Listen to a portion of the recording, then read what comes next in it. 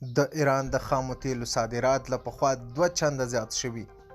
سلامونه مو هرکلی کوم. د ایران ولسمشر ابراهیم رئیسي وایي چې واک ته تر رسېدو یې د هیواد د تیلو صادرات ډېر شوي او په خبره یې په دې اړه نور هیڅ اندېښنه نه لري. رئیسي دا خبرې پرون له دولتي تلویزیون سره کړي او زیاته کړې ده چې که څه هم د امریکا لخوا پرې بندیزونه زیات شوي خو پر دې سربیره بیا هم د تیلو صادرات 2 چنده زیات شوي. وړاندې تر دې هم ایراني چارواکو ویلي ول چې اوس مهال تر پخوا د میلیاردونو ډالرو په ارزښت زیات تیل پلوري. چارواکو دا نه ده ویلي چې دا تیل په کوم هیواد پلوري، خو راپورونه له مخې چې ښایي چین وینزویلا ته به صادریږي. ویل کېږي چې د ایران مرکزي بانک د روان کال په فبروري کې د 18.6 میلیارده ډالرو په ارزښت د تیلو د صادراتو اعلان کړی و چې څېړونکي په باور دا صادرات تر 2020 کال 2 چنده زیات دي.